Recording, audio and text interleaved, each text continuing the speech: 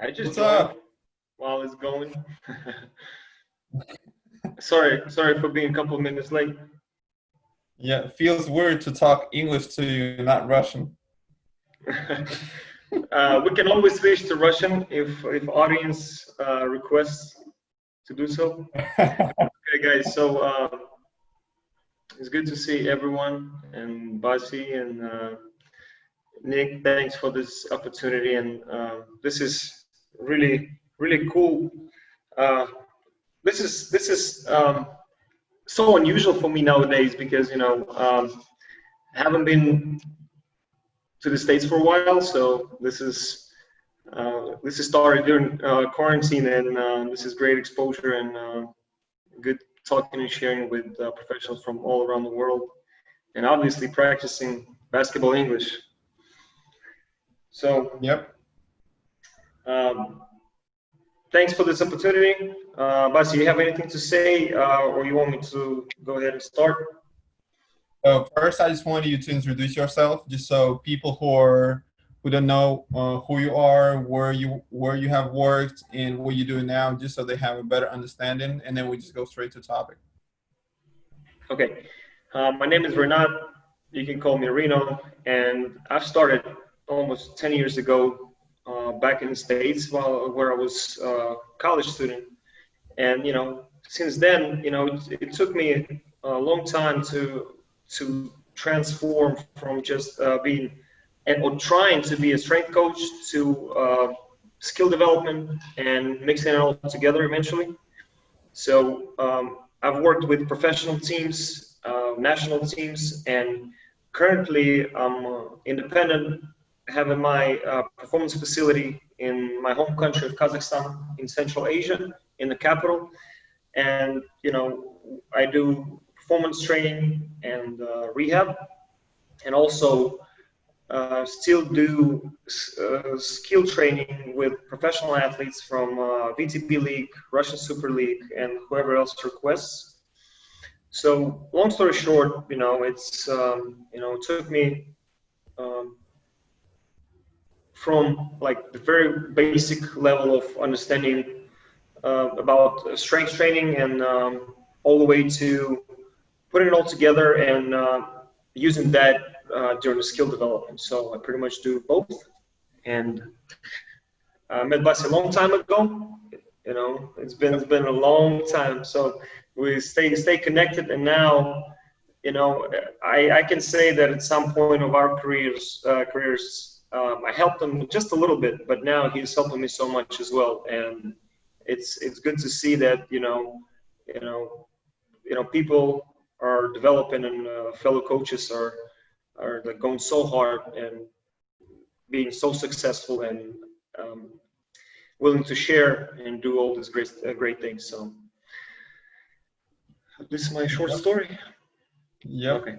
And that's how it is. We have to support each other. There is no other way for us to grow, and that's good to see that now during the pandemic, all the coaches are sharing. And it's I'm not gonna lie. I'm surprised how many coaches who work in the NBA, knowing their schedule, how many of them responded to me and said that yes, they're willing to join, because even after we posted all the speakers, I already have Nick has one more head coach from a G League confirmed, and I have two more NBA coaches confirmed.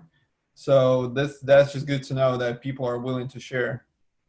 Yeah, it's amazing, and it's like on this level when you bring enthusiasts, all these enthusiasts all together, and you realize how many like gems and really like you know top information you can get from all these conversations that are pretty much based on desire to help others, and just this whole atmosphere and whole um, idea of helping others already helps a lot. And I think we all improved from this, and we all got better, and definitely our communication skills got better because I Mhm. think we set records on talks online, and so we're going to continue doing that. Okay, so Yep. let me share my screen so I can Right. do You the should be able. presentation. Okay. And I will keep my camera on so that way you'll be able to see me as well. Hold on one second. Okay, zoom.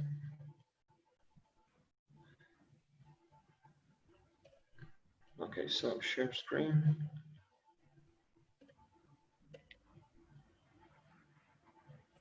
Hey. Okay, something is going on here. Okay.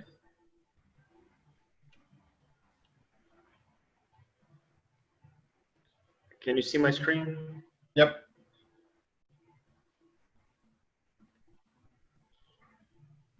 Okay, guys, so thanks again, and I'll repeat shortly about myself. So excuse me, I've done skill development performance training since 2009, and I've worked with athletes in the United States, Russia, and home country of Kazakhstan, obviously. I've helped John Lucas out in Houston with his camps and his skill workouts with NBA and NCAA players, and also work with VTB league team Krasny Krylia, where I had a chance to win competition and I had a great opportunity of working with American players as well. I've also hosted 4 preseason camps for professionals in Russia, where we got together with Basi as well, and we did preseason prep. We did performance and skill training for the professional athletes from all over Russia, pretty much. It was a great experience, and since then I pretty much work individually with athletes, mostly in the summertime. I mean, with the same athletes from the same leagues, instead of having the camp. So I mean, it's under higher demand right now, individual work. So I also host youth and professional camps in my home country, and like I said, I've established Be Unlimited Performance and Rehab Facility, and also my project Be Unlimited Basketball, where I run camps and do training. Okay, so today we're gonna talk about bridging weight room work with skills development. And I think even if you're a skill coach or a basketball coach or performance coach, you always exposed to this question about how we can maximize effect of weight room work on the court and vice versa. So we're still in the search of ideal formula. We're still in the search of parameters that we can use to have this bridging and have it with the higher success, because not everything translates and we're still in the search. But I think there's already some experience that we can really rely on and say that there are formulas that proven to help when you're trying to develop a basketball player. So the questions I would like to ask when I talk about weight room work or skill development, it's there are simple questions. What skill are we developing? So we got to be clear about what we're trying to. For example, if we're trying to develop a jump shot and make someone better shooter, and we're trying to do something in the gym to make that person better shooter, then we got to understand clearly what we're trying to achieve. Okay. What components we improve in the weight room? That's another question that we have to ask. So, okay, I know that I have to improve jump shooting. Now I need to know exactly what I'm working on. So, like for example, this is the strength training, this is the power training and stuff like that. So we got to be clear with ourselves. We got to understand what we do, because otherwise we won't be able to come up with the best solution, how to translate this work onto the court. And I mean, obviously, the main question, will this work translate to the court, and how exactly will this happen?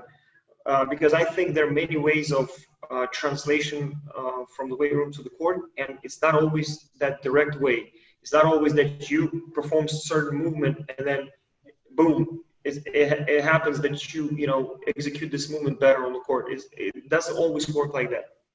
So to me, I try to simplify weight room work, and I have this 6 main components. I mean, obviously, you can have a breakdown with more components, but these are the main components for me.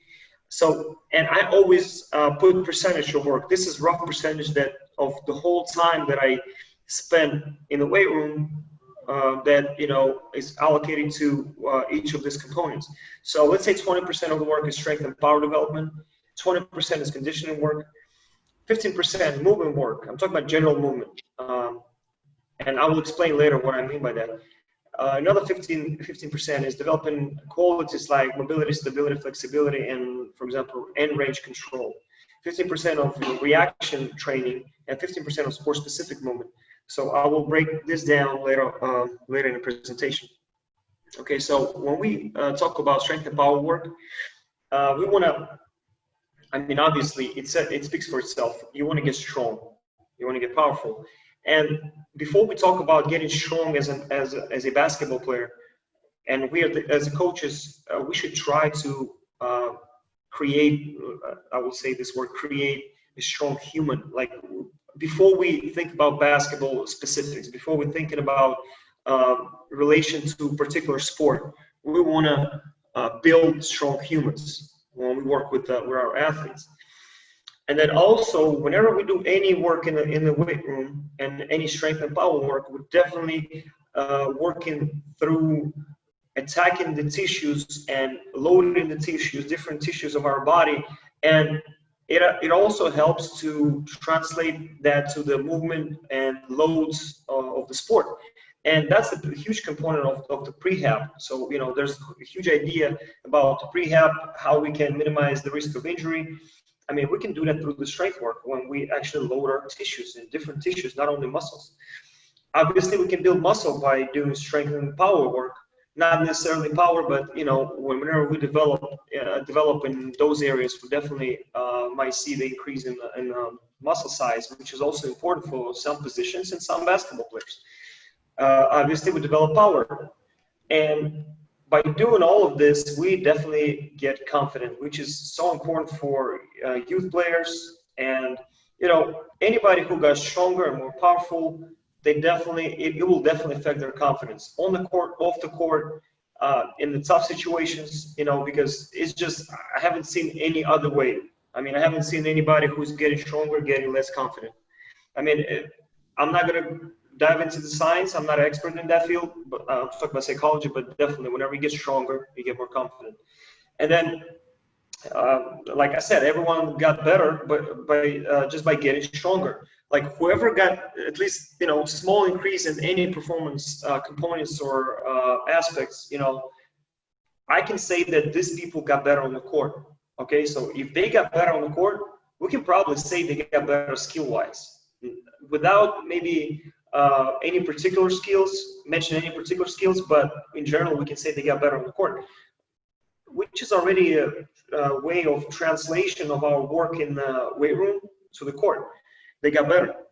So also, by doing particular strength and power work, we can develop ability to do particular move. For example, like, if I'm just trying to get stronger as a human, that will not give me any idea how to perform any particular movement when it comes to skills, but we can still try to do that. For example, I have these videos here, and so, for example, if I'm trying to develop the defense, movement on defense, we're talking about lateral pushes, lateral power steps, different players and coaches call it differently, but definitely we're not talking about sliding. We're talking about pushing ourselves to the side where we're trying to contain the offensive player.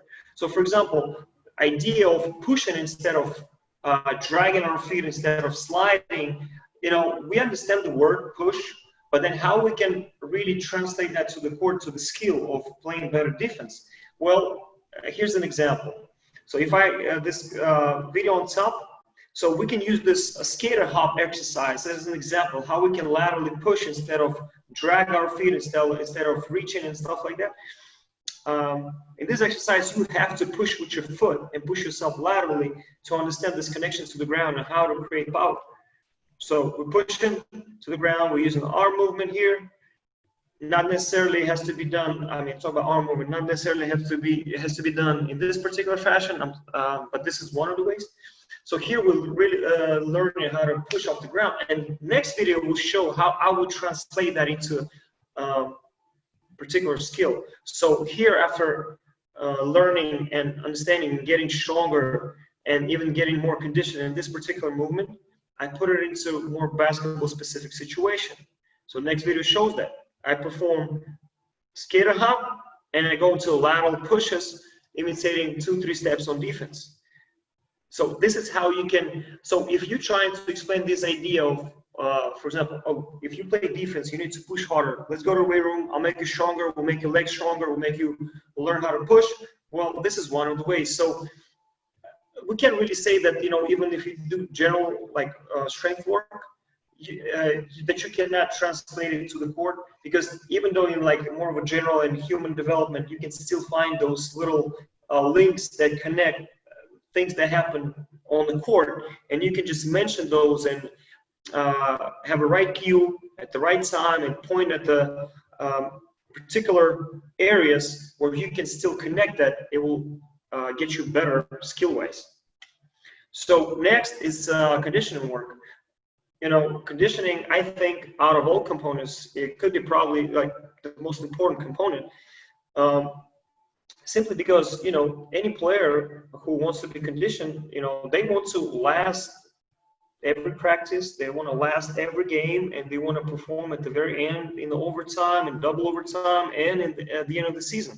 So conditioning work is huge, is crucial. Well, if we think about the player who can last with their skill level throughout the game and the season, it means their skill level probably will not improve, but it will not drop if everything is ideally developed.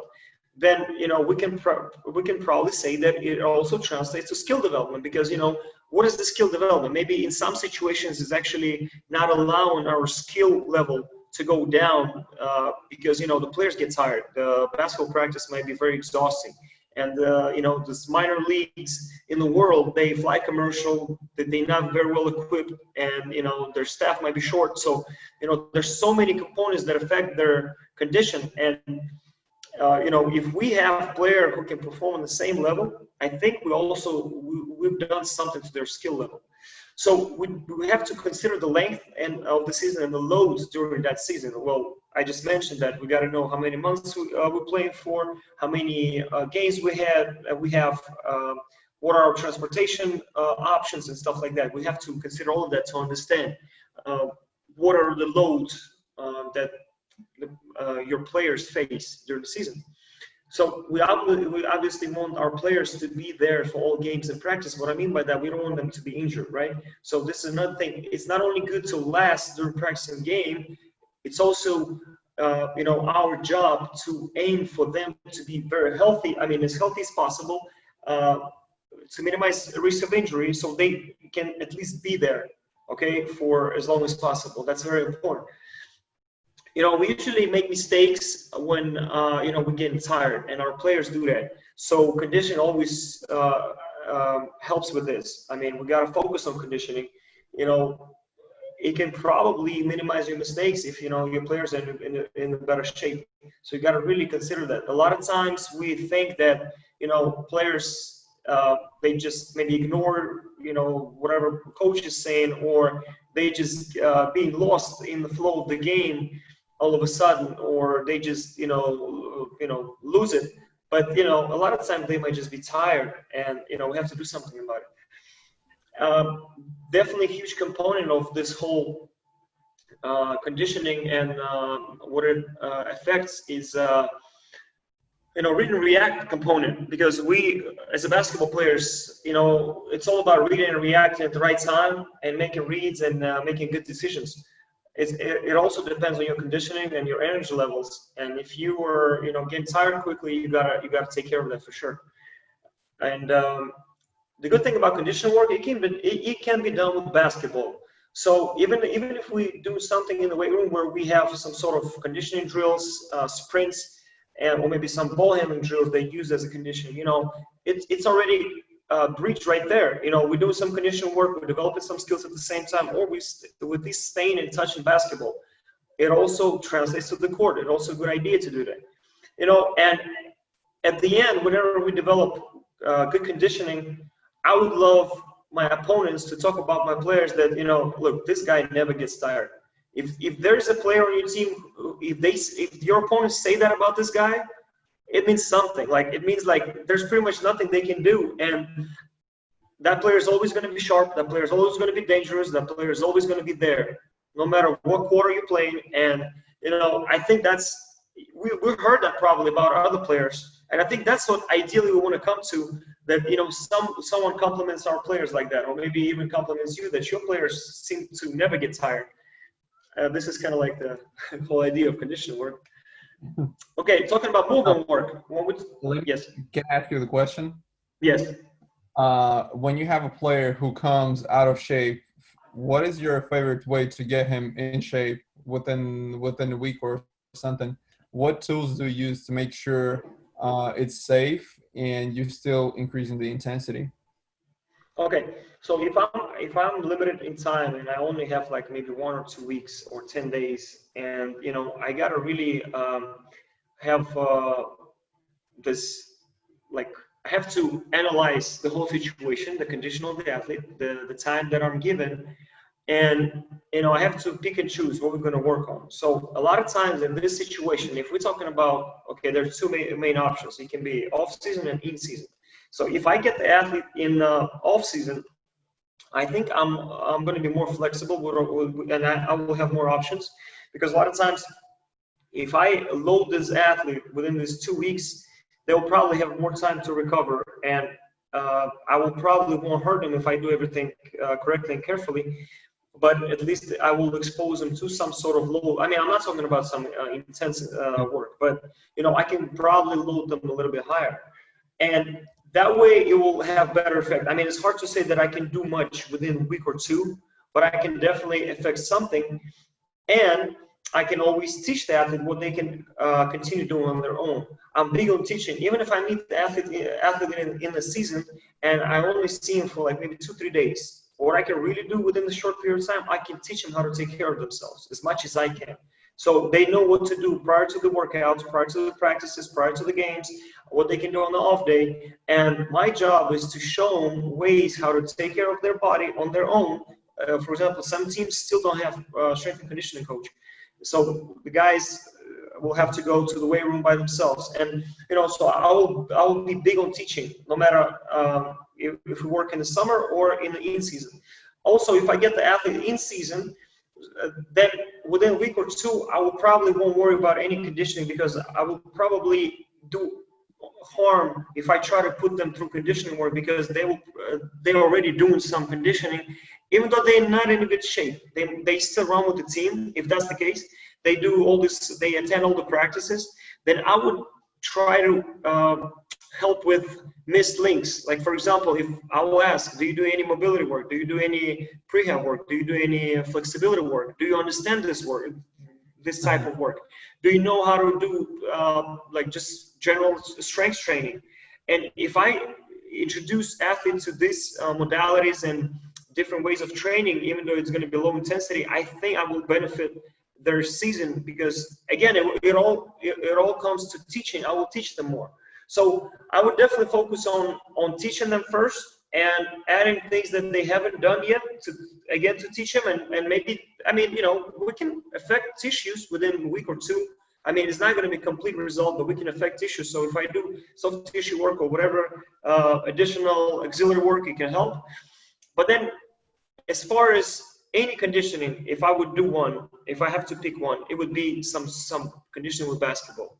I will probably put them through the drills, maybe like ball handling drills or whatever, shooting drills, because they will still do this throughout the year. I don't think they will be so tired of, because of the basketball. They will probably be familiar with this work, and I can probably teach them in that area as well. So I will, if I have to do any conditioning, I would do it through basketball, definitely in season, and in off season if I have them for the short period of time. Okay, got it. Thank you.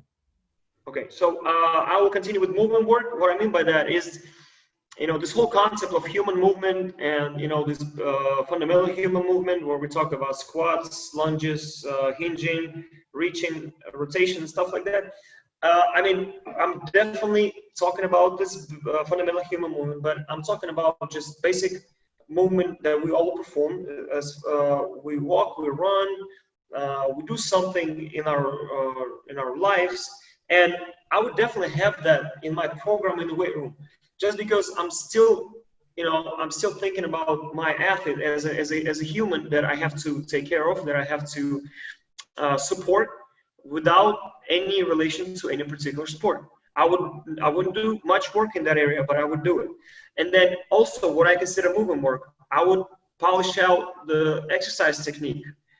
If I know that I can go into the small details and maximize their squats, lunges, rows, whatever exercise they usually perform, and make them really like suitable for their needs, for their body, for their biomechanics, for their anatomy, I can definitely make them better movers. Because whenever we have technique, exercise technique close to ideal, would definitely benefit from that. And I've seen great results by just correcting technique and making it really close. I mean, really, I cannot say ideal because we're still trying to get to this level. But I would improve that, and I would see improvement in their overall movement. Improve fluidity of the movement. Just move, and it can be different sport. It can be trying different sport for like warm-ups, or maybe for a conditioning session as a different option. Or I would have maybe once in a while, I'm not a big fan of like workouts like animal flow and stuff like that, but just for the variety and just for the general development, I would throw it into the program every once in a while, just so they can move and they can be exposed to different movements. Okay. And then, I would definitely suggest all the coaches to look outside of the box and just really study basic things like how we run, how we jump, and how we execute basketball skills. Because when you just study, like you just watch the film of running, watch the film of jumping, you're going to see so many different and interesting things like angles, body positioning, limb positioning. And especially when it comes to particular skills, you will see so many tricky or maybe unique movements that are only some players perform, but you can learn from that. Like you can watch great players, and I think all of you will agree that if you watch the offhand, how they work their offhand, all the great ball handlers, they might move it completely differently for the same goal, but they will move it different. And then you'll probably find the patterns, movement patterns, so the ways they move, or ways they position their body, will make you think more, and you will get better ideas off of that. So I will definitely suggest you just study simple skills like running, jumping, and basketball skills. Study the tape, and that way you can, whenever you talk about movement, you'll be able to do this work better because you understand the end goal. And you have to ask yourself and really imagine, like all of us, if we don't think about any particular sport, if I ask you, what is your image of elite athlete? And I think we will all agree it's a human that is well developed, balanced as far as all these athletic components like speed, power, endurance, strength, good looking. I'm talking about aesthetics. I mean, when we imagine elite athletes, we definitely imagine someone in a great shape. We cannot imagine someone being all in a terrible shape with extra weight and stuff like that. So I suggest whenever you do this movement work, and you imagine how we want our athletes to move, even if we don't link this to a particular sport yet, just imagine an elite athlete. I think all the elite athletes that I work with from different sports, because when it comes to performance and rehab, I work with different athletes from different sports. And it's hard to find one true elite athlete that doesn't control their body in running, jumping, landing, stopping. And you can pretty much throw any topic, any skill at them, and they will probably do it relatively well. Like I can have, look, I've done experiments. I've had rowers shooting basketball, and for example, or hockey players shooting basketball, right? And as long as you get like a really elite athlete, you will see so many like great skills that they possess. You just have to explain once to them how to shoot basketball, and they'll be okay. They will do more or less proper shooting technique. So it's from my experience. Then so the whole idea is to always imagine what you want to come to as far as movement. Imagine an elite athlete, and how would, like, for example, I've heard nonsense from some coaches that say if you don't run in your sport, then you don't have to do running. Okay, maybe we don't do much running, but we have to do running because everyone runs at least for the warm up, and I want them to run perfectly and with the proper form. I want this warm up to be beneficial, not risky for them. So this is the tip that I always use. I always try to imagine an elite athlete when we talk about human movement and what we want to come to as far as movement development. Developing qualities.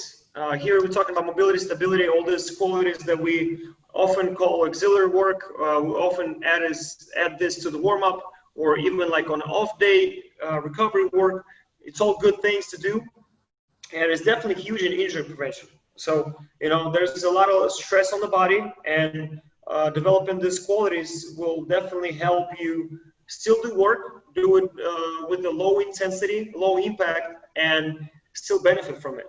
It's one of the great recovery strategies. So whenever you do any mobility, stability, flexibility, maybe some end range strengthening, you will definitely aid and facilitate your recovery. For example, when I talk about end range, it's, for example, if you can see here, I will use my elbow as a biceps as an example. I can be strong in this range of motion, but I definitely want to be strong here, and maybe even past that. And I want to be strong here in a full flexion. But we usually work through most of the range of motion, not all of it. So the idea of getting strong at the end ranges will be great for injury prevention and even developing the skill, because a lot of times in the reality of basketball, our joints happen to be in some critical positions as far as range of motion. And to be able to control your body in those ranges, it will definitely benefit you in order to control your body and not waste energy and being able to move from one move to another. And when you do this type of work, especially if athlete is not has not been presented with this type of work, it's definitely going to be fun. Athletes love new challenges, and if you say that they need to do improve mobility or flexibility, and they're true professionals, they will definitely take that seriously, and they'll be like, whoa, this coach is telling me that, no one else told me that I have to develop this, and I will become a better basketball player. Look, I will be less prone to injuries. I will feel better next day. I will be, my recovery going to be better. Well, I cannot say that this doesn't translate to a skill level. So you see, my whole idea is here how we actually, like in the beginning, I said how we actually breach, weight room work. It's not always direct translation. So, if we develop these qualities, we definitely help our athletes feel better and move better and perform better as far as skills and the game and basketball. So, you have to really explain to them, like, you have to believe them. This is like so popular right now. You have to make them trust or believe in the process, because you have to explain why you want to do this and how it's going to benefit them.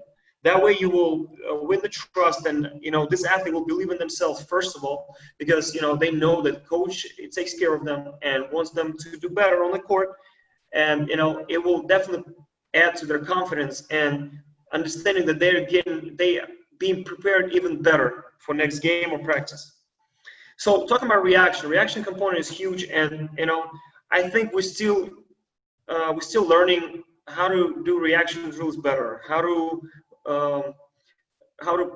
choose proper volume and intensity for reaction drills, because there's so much variety that you can use, and it's very important not to in my opinion, it's very important not to overload the athlete in this particular type of exercises, because we want to stay sharp, we want to execute the task, and then that way we'll determine if the actual reaction component was stimulated in a particular exercise. Because if the athlete is being lost during exercise, or their speed goes super low all of a sudden, or they not able to move freely and with good quality, then probably it's already not a reaction drill, it's already some sort of conditioning drill.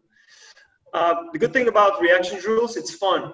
Usually whenever you throw in any reaction drill, like 99.9% of players will enjoy it. They will love it. It's going to be easier to push them through these workouts and win their attention. You know, you definitely have to understand that reaction work is being used for different purposes. It's not only for defense or offense. It can be used for the skill development. In particular skill development, it's for the overall development, for coordination, and, you know, it can be used for conditioning as well. You know, also, you can use basketball while you're doing reaction drills, because, you know, if we are working with developing the basketball player and we want to develop reaction, it's always a good idea to use basketball or some sort of basketball movement or basketball action to stimulate, you know, read and react situation, or just, you know, similar situations that, you know, player going to be in while playing the game. It definitely is going to keep them. It's going to keep them focused most of the times, because, you know, you are, you know, like I said, it's fun and most of the players enjoy it. But you have to be realistic with the goal. Like, the exercise doesn't have to be too complex. It has to be realistic, and it has to be explained to the athlete very well. Because the last thing we want during a reaction drill, if you're confuse the athlete with, like, for example, you say left, they have to go right, or you say right, they have to go left on your, like, voice, and they have to react to your voice. And if you confuse them and you make mistake, you know, it's not going to be beneficial, and trust me, the player is not going to enjoy it. So you has to be well explained. It has to be realistic. It doesn't have to be too complicated. And, you know, for the reaction, you can find some challenges, maybe drills from different sports, maybe using different equipment, and, you know, don't think basketball only, but, you know, don't overdo some other stuff as well. So here's an example of, like, I still train for myself, and honestly, you know, when I do reaction drills, I do them as a warm-up only, and, you know, this is one of the ways to do reaction. You know, you can perform it right at the end of your warm-up while the players are still fresh and ready to receive this new information and challenge. So this is how I use it. But, you know, if you do this, it can be done as a conditioning drill if you do it longer. So I like to go for like 10-15 seconds. For example, on the blue, I have to use my left as an offhand. On the red, it has to be my right. So something as simple as that, you know, where you dribble and you have to switch hand and touch the sensor with the offhand according to the color. So this will definitely be beneficial for skill development, for reaction, and you can, you know, have fun with it and have a different way. So a reaction will definitely translate, because, you know, I think even if you do no basketball specific reaction drills, you just develop reactions some other way, I think anybody will benefit from that. I'm not saying it will be huge change or huge drastic change, but, you know, I don't think anyone will be on the same level if you really put in time and working with reaction drills. Okay, so talking about sport-specific movement, this is one of the most popular topics or ways of training, just like functional training. And I think some people take it too far and they get lost in definition of these terms in the first place. So what I mean by sport-specific movement, it has to be related to the sport, it has to be realistic, and it doesn't have to be used all the time. Like, for example, there some systems believe that, you know, everything you do, like literally everything, you know, it has to be done in relation to your sport. Well, I mean, it's a good idea to have exercises that are adapted to your sport, but, you know, there's always, you know, you have to know when to stop and when to get back to the basics and develop all other components that I mentioned earlier. So what is sport-specific movement? It's to me, it's imitating the movement or part of it, or part of the skill, or imitating the skill, like, for example, ball handling or whatever skill you might talk about, you know, performing the same movement with maybe some resistance, or with different under different conditions that would, you know, develop maybe conditioning or develop strength. And also, you know, a lot of times sport-specific movements, are drills that look pretty cool. They look different. They look interesting. I have nothing against that. Just I think uh, um, we have to have proper volume and amount of this type of drills. And whatever drill you do, whatever exercise you perform in the weight room, even if you call it sport-specific or general development or just human movement development, just ask yourself this question: why are we doing this? I think as a coaches, we have to know the answer. If I'm going to ask myself or anyone going to ask me, why are you doing this at this particular moment? It can be part of the warm-up. It can be any modality. It can be equipment that I'm using. It can be any particular exercise, any body part that I'm training. I have to know the answer why we're doing this. And if I don't know the answer exactly, like, for example, a lot of times they ask me why you perform lunge in some particular way, for example, with your body leaning forward instead of keeping your torso upright. I have to know why I made that person lean forward when I'm lunging, and I have to explain why this is beneficial and what's going to happen and what shifts we're going to have between the muscles and the balance and center of gravity and stuff like that. Go ahead. Why would you do it? Well, there's so many different reasons why I would do it, but one is definitely, for example, when I'm talking about, a lot of times we say, okay, lunging helps you with sprinting, with running, with the lower limb development, right? And if we ever whenever you want to link lunging to running, sprinting, first step, it has to be with the right body position. Like, I haven't seen any basketball player performing the first step with the upright torso. I haven't seen any sprinter running with the upright torso. I haven't seen any just runner running with upright torso unless it's a marathon or just a slow jog. So this becomes more sport specific. And also on top of that, when we lean forward, we load our posterior chain more than our quads, which is also good for me if I know exactly why I want this person to have stress going through their posterior chain more than the quad. Because, for example, if their quads overdeveloped compared to the backside, or maybe there's particular irritation in the knee. So whenever we load the quad, we load the knee, we shift the weight forward, we won't be able to perform the lunge. So it can be like, it has to be realistic to the goal in the sport, and also because of their knee problems or knee specifics, we have to load the backside more, and at least we'll be able to perform lunge this way without harming this person and actually helping this person in the long run, because we're going to develop that muscle balance, and we're definitely going to develop muscles that help with your knee health. Okay, so this is just a quick example. And I have to know this. So all of my coaches, I always ask them this question, and I always train them to know the answers. And I always tell them, you have to know the answer to anything. Like, you roll your foot on a lacrosse ball. Why are you doing this? Oh, I'm just warming up my feet. No, this is not an answer. Why are you doing this? So it has to be like, it has to be a particular reason, and qualities have to be explained of this exercise, of this movement. Okay.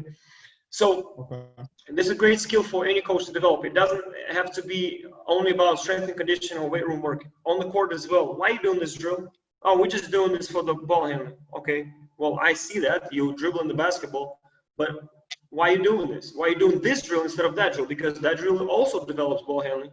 Okay, I love to, look, I always get on the nerves of my trainers, of all of my coaches, because I really go hard on them. But trust me, they're learning fast.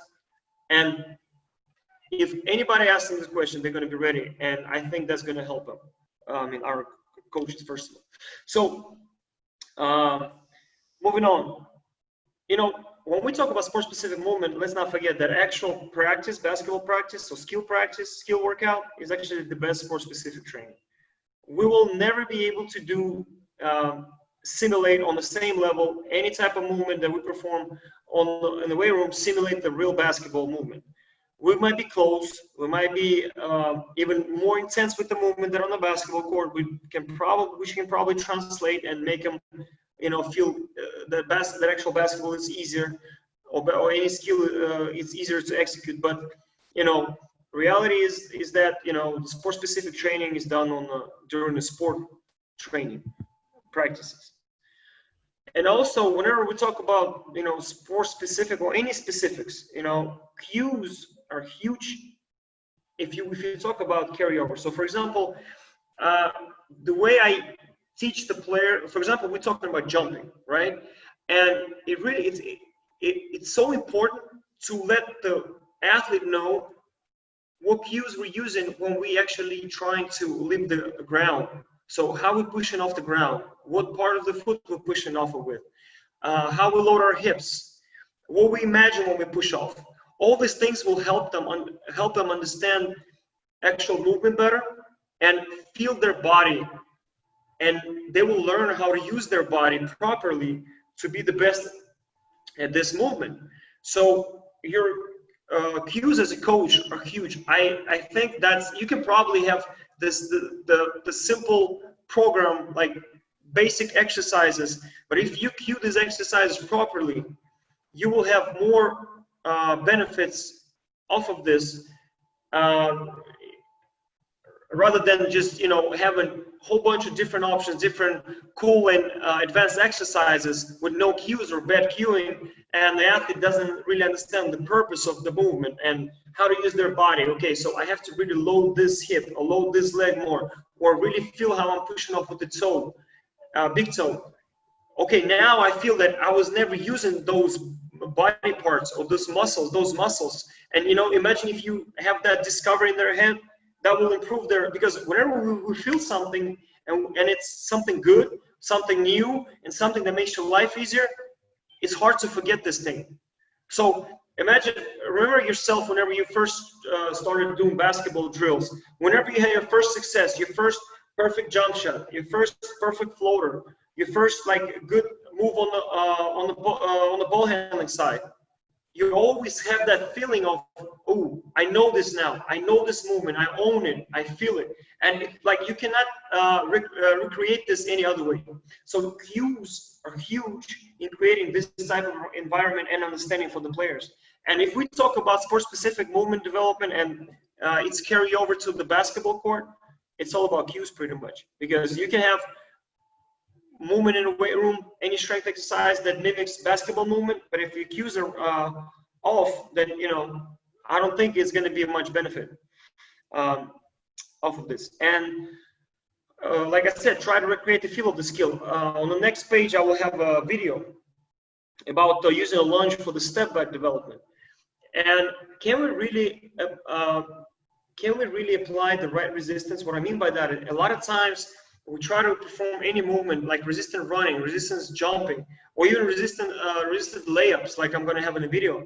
And a lot of times we have to be very careful. Like, okay, is that a vector of resistance that is going to actually stop or slow down the player on the court? We have to be really precise about that, because you know, if I'm just pulling the band backwards all the time, yes, that's cool in the horizontal movement. But a lot of times we go horizontally, but then we push off the ground, we come up, and it's pretty much diagonal movement. It's not like, a lot of times, yeah, we're trying to go up and land like vertically down, but still, you know, with all the vectors, it comes down to some sort of diagonal pattern. And it's all about biomechanics, but you know, you really have to think, what's the best way to apply this resistance so it will be better with the as far as carryover to the sport. Because if we apply the right direction of the resistance, I think that will be definitely translating to the court, instead of you just loading the person, which is also a good thing, but maybe not necessarily in the right direction. Okay, and you know, this whole idea of sport specific, it can be used in the warm-up. A lot of times I use ladder drills with basketball for the warm-up. I use some sort of ball handling for the warm-up. You know, it's also, you know, even if you do the work in the weight room and you use basketball for the warm-up, you know, it's a sport specific movement you use for the warm-up, I think they will only benefit from that. But you have to know why are you doing this. I cannot say that if I do ball handling for the warm-up, that I will, for example, have the best warm-up, because I will still have to do some mobility work, dynamic stretching, and stuff like that. But also, I probably won't be able to say that I will become instantly better ball handler just because I dribble it every day in the weight room. Because, you know, I can dribble it for like 5-10 minutes to warm up, but then if I load my athlete like heavily and then he or she doesn't touch the basketball for the next 2-3 days, then I don't think that will translate. It will be better than nothing, but I don't think it will translate necessarily. So it all has to be part of the system. Okay, so talking about the video. So on this video on the left, we're going to see one of our coaches performing the lunge with a relatively short step, just to imitate most of the players performing the step back. And then first 2 lunges, he's going to go right, left. It's going to be more of a like normal lunge. And second lunge with each leg is going to be how I cue them to push off with the more with the forefoot, with the toes, to simulate the step back movement. You're going to see the difference now. So this is the regular lunge. And now see how he's going to push off? Boom. Boom. I don't know if you see it. It's does it freeze on you, the video? Yeah, a little bit. Sorry. I guess You can go slower. Just play, pause, play, pause. Yeah. So here it's pretty much, you know, when he's gonna push off, he's gonna use pretty much the whole foot to push off the ground, the front foot. And for the next option, I don't know if you can go like this, if you can see it here. I guess you cannot do this. Like here, you can see that he's pushing off more with the toes. Like on the, yeah, like his heel is elevated. So he learns how to actually push off and use the ground reaction force, how to use their body in order to create this same movement for the step back when we actually, you know, plant our foot, but then, you know, we push it back with the forefoot pretty much. So this is one of the ideas. And also here, I have the video. So we're going to perform just, you know, simple band resisted layup. And on this first variation, I'm just pulling the band backwards, like, but he's trying to go up, right? And I think you know, ideally, if we want to do this, we want to get low, or maybe have some sort of, I don't know, maybe attachment on the ground where it's actually more of a diagonal pattern. Sorry. So here you're going to see it. For the second option, I'm gonna get a little lower. So I think here I'm closer to the actual direction and vector of the resistance that he's going to face when he's going to actually go for the layup, or maybe with some sort of contact. Okay, so could you see this? Yep. I mean, those videos? Okay. So when we talk about, you know, skill development and actual carryover to the court, the barriers that players really face and usually face, and we can say that, you know, probably our work didn't give the results that we were expecting. So do they really know how to go really hard? Like a lot of times coaches like yell and say, go hard, go hard, go hard. Do they really know how to go hard? And, you know, going hard, it has to be something smart. Like a lot of times I think people mistake going hard with some just, you know, just going all out, you know, 100 miles an hour without any like thinking, and just trying to be the fastest, trying to be the strongest. And a lot of times going hard it's also being smart. So we have to do a better job of really explaining and showing examples of maybe other players or even ourselves what it is to go hard in the particular situations. So that way, if they get stronger, if they get more powerful, they get more conditioned, and they get really like tougher physically, they will know how to use it. I mean, not everyone can go hard. I mean, I don't think we can teach everyone that skill. But if we can develop that in our players, then if you did solid work in the weight room, then you will probably see that translation and that carryover whenever you explain what it is to go hard. Do I try to jump high? So that's the question that players should ask themselves. Like, do I really know what it is to jump as high as I can? Okay, maybe I'm not a dunker, but do I know how to jump high on the layup, thinking about going for the dunk and knowing that you're not going to dunk? But if you go as high as you can, you have more air time to adjust, to absorb the contact and adjust with the layup or with the hand that you're going to use while you're finishing.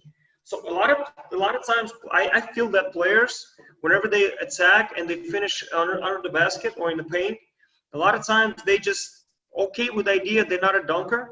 So they don't even experience and they not try to be exposed to jumping as high as possible. I'm not saying you have to do that all the time. It's not for everybody.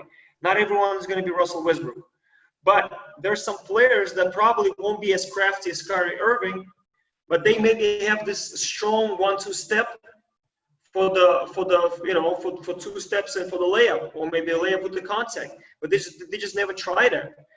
Like I had situations where I was teaching the players how to work through the contact, and I've done different things, and they would not pick it up the way I want them to understand this concept of absorbing contact, of using contact. I just told one player, look, just go for a dunk. He's like, I cannot dunk. I mean, he could dunk in the practice, but I'm like, okay, try to dunk over me. I'm a player. I mean, I'm your coach. I have a pad that I'm, using for the contact. Just try to dunk over me. And guess what? That very moment, he went up so high, he didn't dunk, but he was so strong in his intentions that he absorbed that contact so easily. And I just flew away like after that contact, and he had this easy layup. And I'm like, look, now you understand. Yes, a lot of times you will go as hard as you can, as high as you can. And the contact will slow you down. But you will still be faster than you were before, and you'll still be more powerful. You have still some air time to finish. This is more of like individual situation, but I've also had this experience. So again, you develop an athlete, you make them stronger, more powerful. Do they really know how to use it? So that's the whole idea behind, everything I'm saying right now. So you definitely have to teach them how to work through the contact, not to give up. And the contact will give you opportunities. You got to learn how to use it. And okay, look, you can say to your player, we've spent great off season together. You got so stronger. Now I want you to go ahead and use it in the court. And before you were intimidated by the contact, and if the opposing team was pressuring you, it was your weak link. Now, in order for you to understand how to use what you worked for so hard and what you really gained, we have to work through and focus on the contact and think about it differently and take it differently and use it to our advantage. That way you will know the results of your actual strength work and your weight room work that you have put in. So this is whole idea about conversation, really saying, look, you've done all the work, but there's still something that stops you from actually translating that.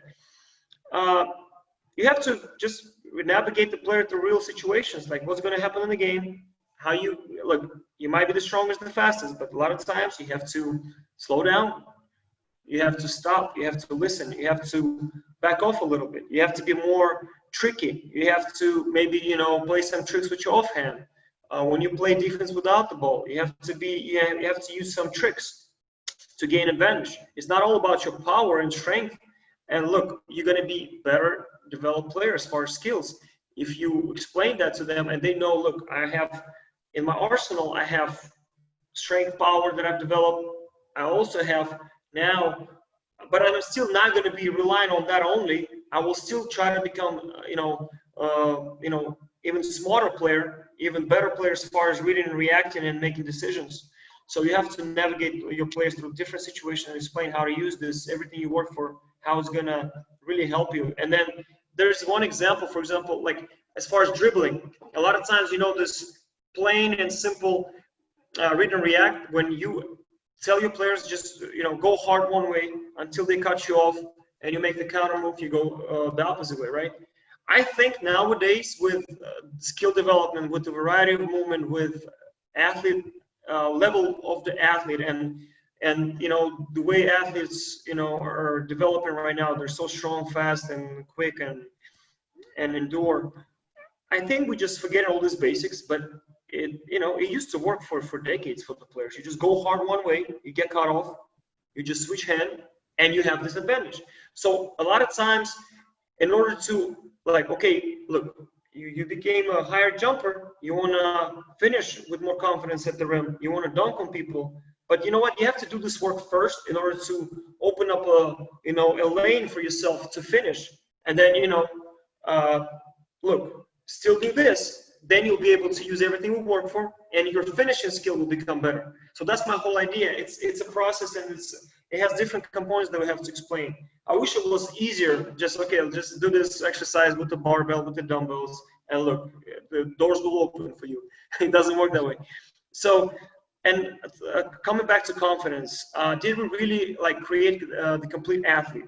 So that our whole idea is have a healthy human and complete athlete, like an image of the elite athlete that I explained. Did we have we as a coaches done our best to do this? Then we can say, okay, there should be development, there should be the progress. So whenever I analyze or do film study for the next season of my player, I should see the results. Because a lot of times we probably had not enough, we were short on time. Maybe the player was injured and he couldn't or she couldn't work, at the full capacity, and we had to limit their loads and stresses. Like there are a lot of things that can stop you from this, but you have to be honest with yourself and ask how far are we from this ideal situation of creating an elite athlete. And a lot of times preparation to the skill execution is a key. What I mean by that, the shooting example. And whatever we do prior to actual shot, it will fix most of the players' jump shot, I think, in my opinion. So whatever you do with your feet, whatever you do with your body positioning, the way your arms are ready to, if they are ready to catch the ball, your hand placement on the ball, and how quick you go up, and all these little components of the jump shot. Before you actually shoot the ball, I think all of that can make your skill better. And a lot of these components can be broken down into movements or even the muscles that perform the movement and train in the weight room. So I might have players that getting tired, and we're not asking them to jump as high as possible in the jump shot. But if we know that they're not using their legs towards the end of the game, we obviously know that they got tired. Their legs endurance is needs to be improved. So, but amongst all of that, we can probably, like for example, find out that the moment where we push off the ground with our feet, with our toes, that's the moment that the player struggles with. Because, like for example, I had a player who would have cramps in his calves all the time whenever he would shoot a lot of shots during the game. Like whenever he was getting a lot of shots in the game, he was getting passes, and the coach would give him a lot of playing time. None of the other areas in his body, but his calves would get super tight and like super sore next day.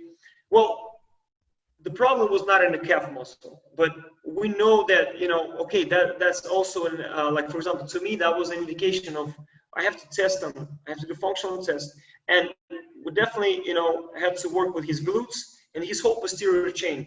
Like his hamstrings, his glutes didn't work. He didn't train them properly before he met me, so his calves would always do all the work, and it was as simple as that. But that indication that came from the calves and his feeling of those muscles, gave me an idea of what I need to do and how I can improve his shot. Because whenever his calves would get tight during the game, that's it. He said, look, I even a lot of times don't want to shoot. They pass me the ball, I get open, I pass it back because I don't feel my legs under me. Like it was that bad. It's not that he had no confidence. He had a confidence, but he knew that it wouldn't be his shot. Like it would be off. So I've experienced that in my career as well. So whatever we do, whatever part that we can develop through the work in the weight room, even if it's something small, it can really affect the whole skill, the whole set of skills.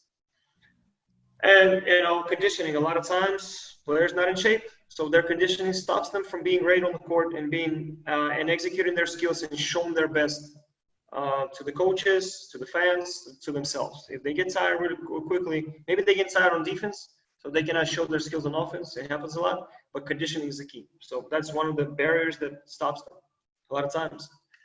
Okay, so quick question. Yes. 1 second. How are you testing mental, psychological fatigue? How you control that in training session? Are you considering mental or psychological fatigue when building in practice?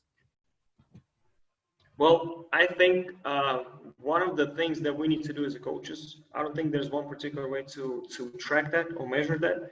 I think we have to have a dialogue. We have to talk to players, and we have to know what's going on in their life besides basketball. That's one thing. Another thing, we need to talk to other players and other coaches because there's something we might not notice about the player, some particular tendencies. For example, if something goes wrong during the practice, it might affect the player, his side, mental state, or something happens at home, he's getting really affected. Or there are players that need to have a strong word from the coach. Some players just need to be left alone. Some players need to have a buddy moment. Like, you need to study your players as people. Then you will have an idea of like their current state. I mean, you will probably have information that is probably as close as possible to the reality. And then talking about the physical aspect, I mean, you can always measure performance and know that if their performance decreases in tests that you perform, a lot of times the numbers will go down.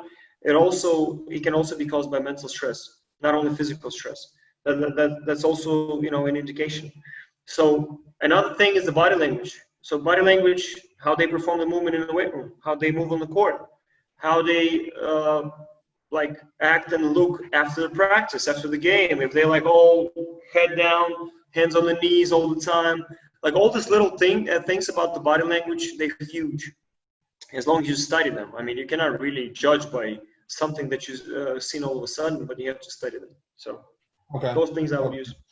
Okay, so I'm almost done. Okay. Can we do Q&A later at the end? Yeah, let's do it. Yeah, because I think you guys might get tired of me. So before that happens, I want to continue. So stuff that we already know and need to use in order to develop skills and have better carryover from the weight room. Just, you can, like I said, ask your player, like that example with going for a dunk.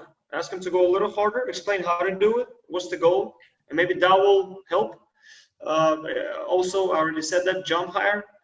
Increase the distance. I mean, a lot of times, perform the skills on the bigger area, or maybe have them take longer steps to expose their weakness. So maybe understanding that they can, if the player is really long and not using their length, I'm not saying they all have to be using their length like crazy and stepping with the widest steps possible. But a lot of times, if they've never tried that, never been exposed to that, you will find out that they probably very good in controlling their bodies in these different positions with different length, and they can use that to their advantage. They just don't know it yet, and you can help them as a coach.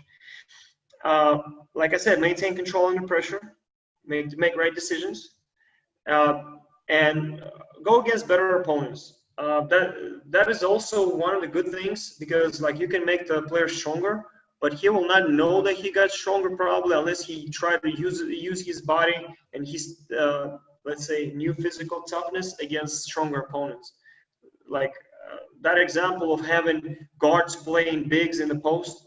A lot of times I use that for different reasons, but a lot of times I like to expose them to their weaklings, and I create that challenge. Look, you cannot contain this big guy under the basket. Like that's money all day long. Like, and a lot of times I put pressure on them that way, and they get really frustrated. They get challenged, and trust me, next time they work on the court after we've done some serious strength work, they want this challenge and they want to prove to themselves, and that affects their confidence. I've seen that a lot. I would not overdo this type of workouts, but I do it intentionally every now and then to expose players to their weakness, to show them how areas to be stronger, and just little things that they can learn when they get exposed to like stronger player or stronger force. And mental preparation and a dialogue with the coach and other players. A lot of times, you do all the right work, you do all the skill work, all the weight room work, but it just doesn't help you.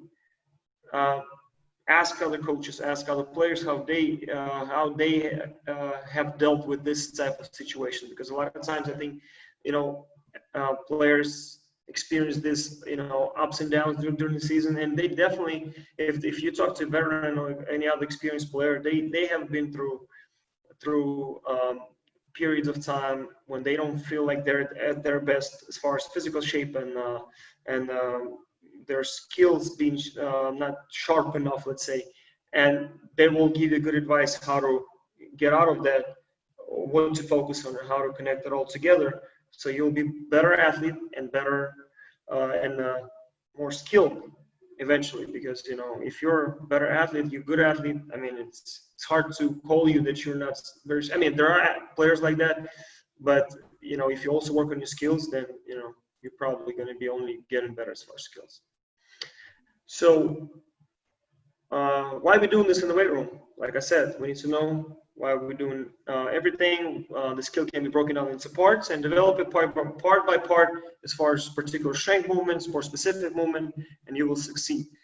Like I said again, it's almost impossible not to develop skills if you develop an athlete, if you also do skill work, of course. And, you know, if you don't get tired, you're already a better player, I think. And make better athletes. If you can, do what you can, but that's also their responsibility to take care of their body and to become better athlete.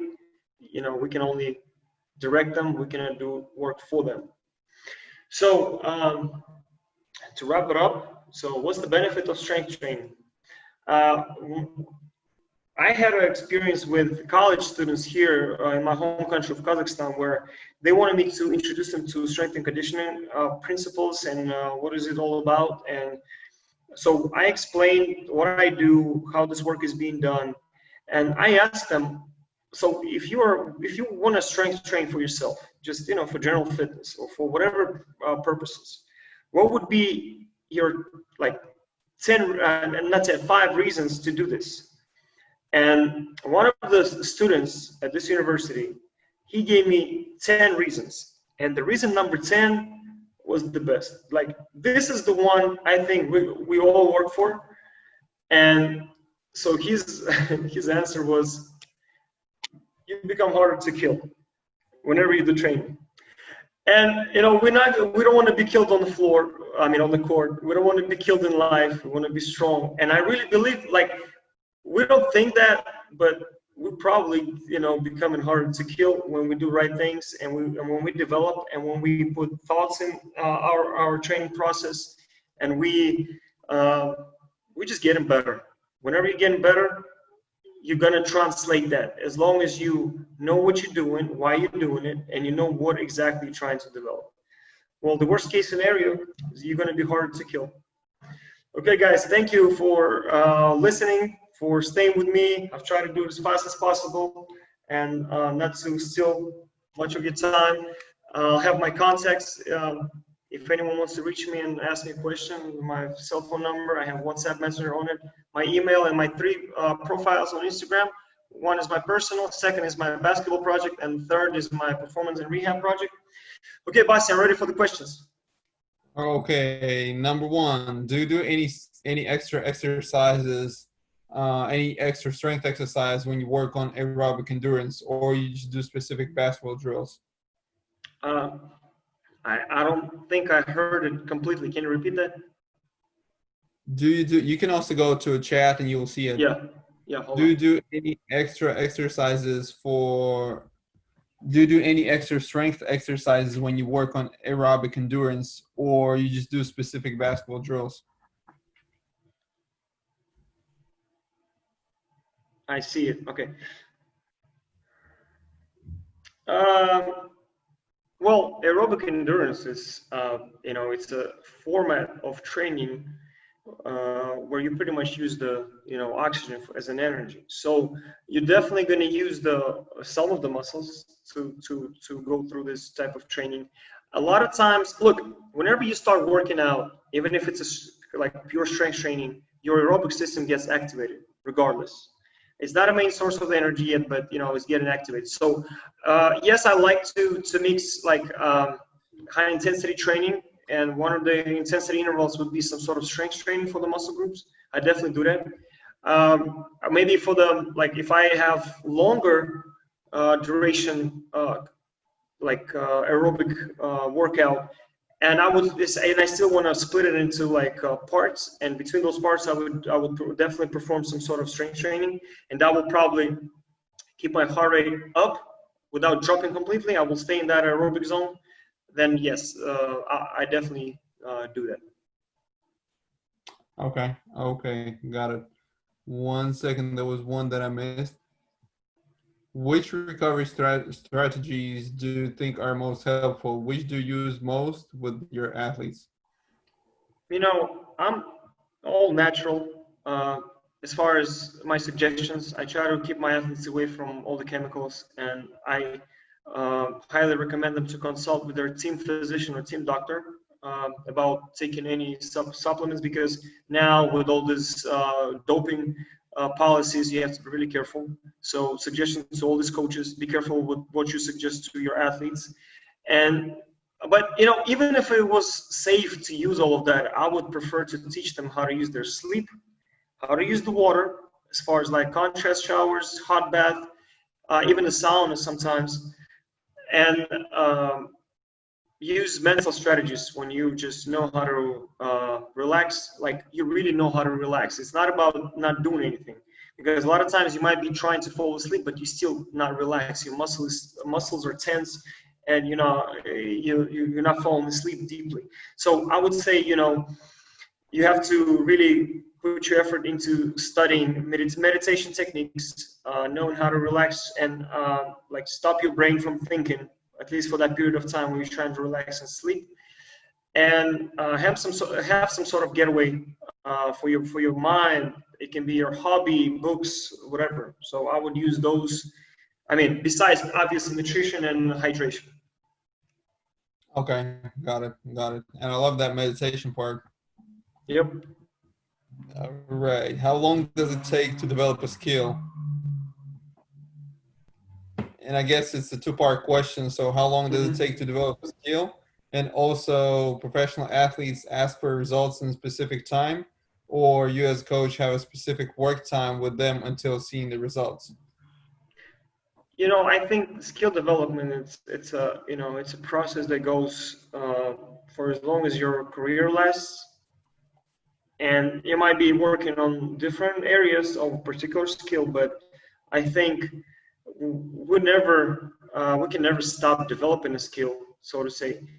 But we definitely can have a line here that will split the person who already owns the skill and maybe needs some additional work, or person who just being introduced to a skill. I think if you try to work by numbers like 10,000 hours, I don't believe in that, just because I'm not saying it's not true, don't get me wrong. I'm saying we're not realistically can count these hours. So I would say you gotta work by the weeks, by the month, and off seasons. I think one skill can be developed pretty good within one off season, at least. And that's like the minimum, and that's realistic, and that's probably what you should expect in order not to get disappointed.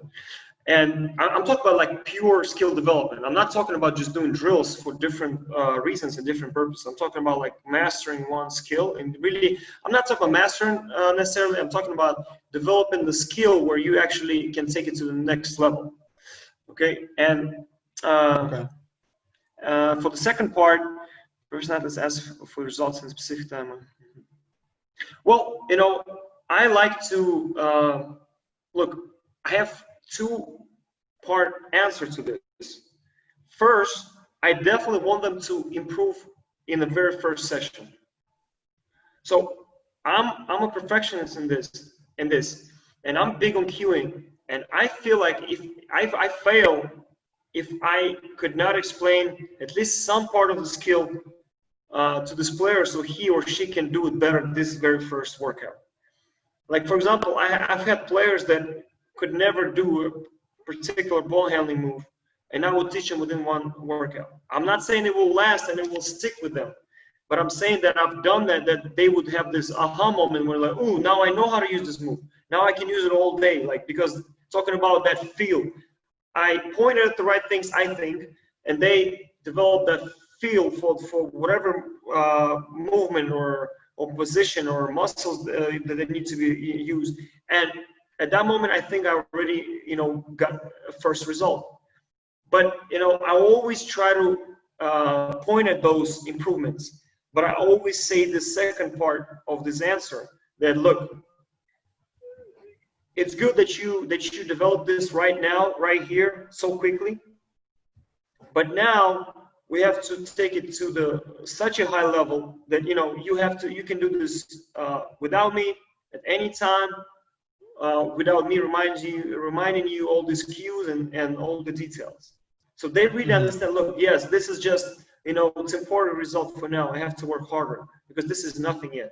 So I try to kind of really focus on their success within within each session, but I'll always somehow remind them that we still have a bigger goal and it's a marathon. So it's a two-part answer to this. Okay, got it. And then I have one more, and unless somebody else will have questions, this will be the last one to finish. What advice would you give to younger self? What advice would you give to Coach Reno back in 2009 when you were just starting to work as a coach? I would tell myself to do more of a film study. Okay. I think at that moment it wasn't that popular among skill coaches. Obviously, it was always done within the professional organizations. Now it's a trend. Now it's a must-do thing.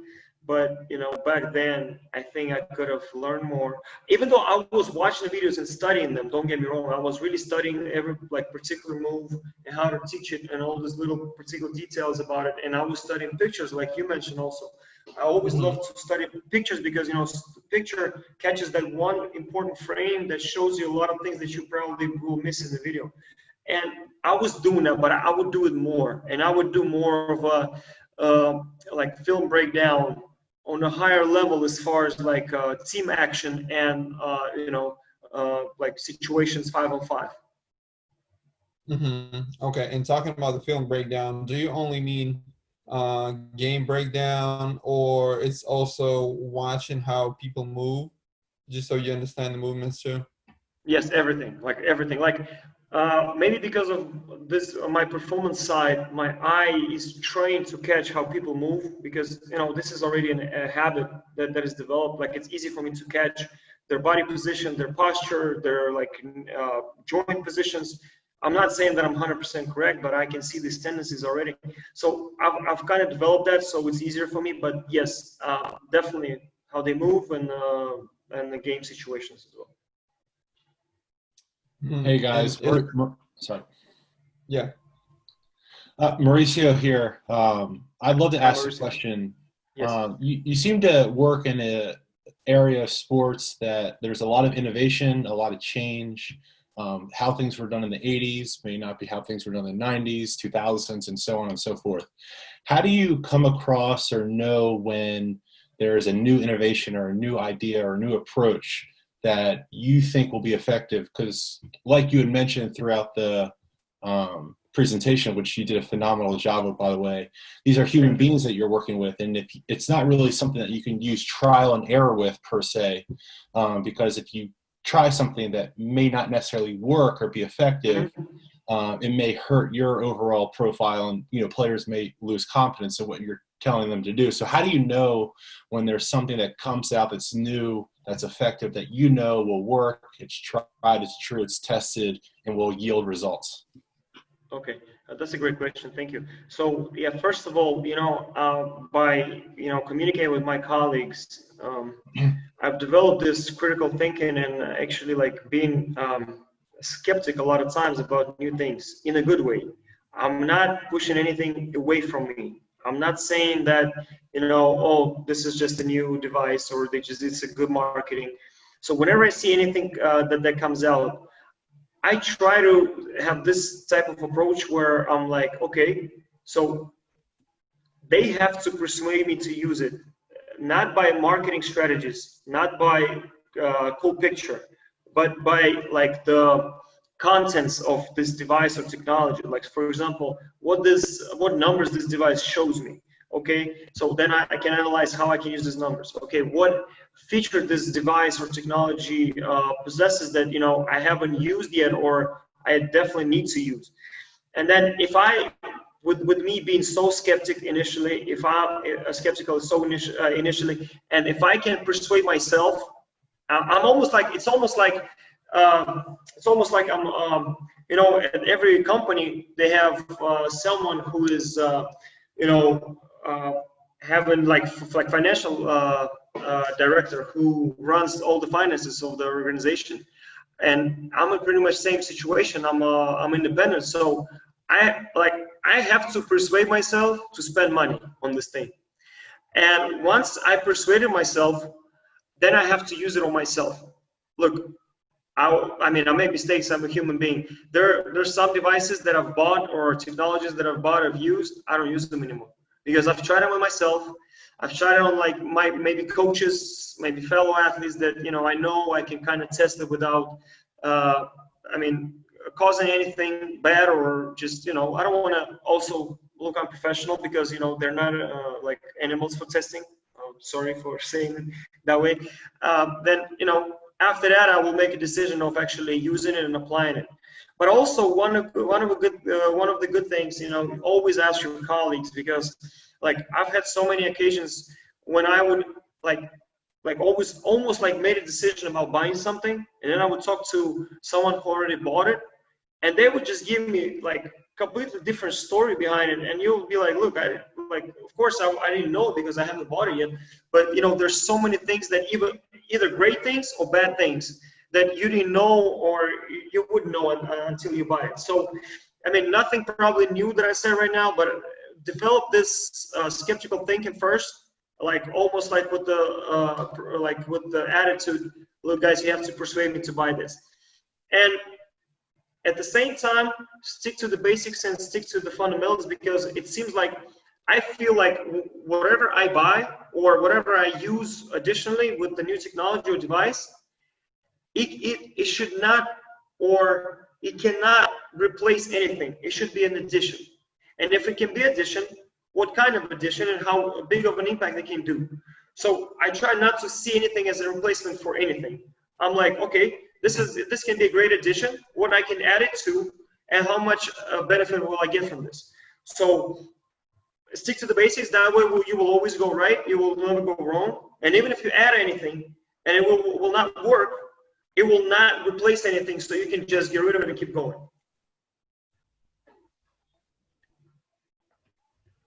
Got it. I think that answered the question perfectly. You're just killing it.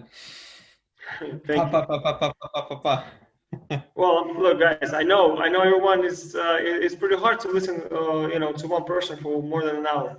So, all right, I got a quick one to finish it up. Talking about the video breakdown, is there anybody whom you would recommend studying? I mean, maybe a coach who posts breakdowns, or a book that you read that was they gave you a better idea about how you should break down the film? Well, I haven't read the books about breaking down the film. I have read books about basketball that give you like ideas about what you should look for in the videos. But yeah, that's look, yes, I would probably be I would not say anything new, but the biggest impact on me as far as analyzing was Mamba mentality, because it analyzes pictures. You think about reading the book from Kobe Bryant by Kobe Bryant, that is going to be like so advanced, it's going to be like hard to understand, it's going to be like so scientifically like complicated, because I think that he took basketball, analyzed analytics with the work that he was doing on the opponents to the highest level. So I thought his book would be like literally hard to read, but full of gems, of course. But it was so easy to read. Yes.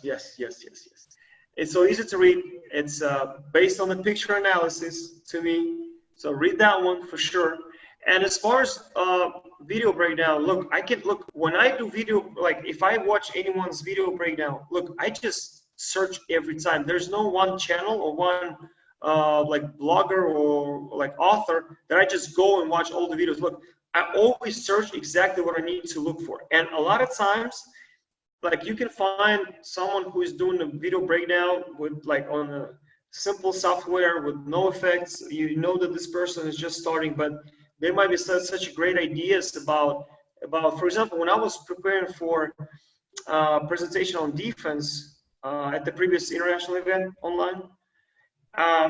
So I always like to, finish my presentation with also polishing it out with some like information maybe I didn't know. So I have this presentation ready, but I always want to see if I want to add something. And trust me, with that defensive presentation, I just went on like YouTube and I searched different defensive concepts and like different parts and or details about defense. Look, I thought I was pretty good about like on-ball defense, but I found so much more information that is worth another complete presentation. It's just so much information you can find by just searching with exactly what you need, what you're looking for. I would say don't like link to one page or one channel. Just search for information. Okay, got it. And I still have this one even. Yes, hey, look, if you read this right now, you'll probably learn even more something that you missed when you read before. It's always like that. You read it every time and you're like, look, how could I miss this part? It was so obvious, it was right here, and I didn't pay attention to it. Yeah, I fully agree with that. It's just whenever, okay, sorry. Oh, thank you very much for the opportunity. Thanks for all that knowledge. Johan, you're welcome and looking forward to see you tomorrow. But yeah, Rina, I wanted to say thank you to you as well for spending the time to prepare the presentation, to speak in front of the coaches. We'll make sure we'll save this and we'll upload it to YouTube later just so people who missed it can watch it later too. For sure. Thank you, guys. Thank you, Basi. Thank you, Nate. Thanks to everybody who was watching, who asked questions, who will watch it later. Hopefully, I gave you a little bit of something to think about, and I've definitely learned myself a ton. And every time you prepare for this type of presentations, you get better as a coach, and I love it. So I just got better. So hopefully next time I can do even better job. So thank you, guys. Yes, sir. All right. Have a good day, everyone. Have a good day, everyone. Thank you.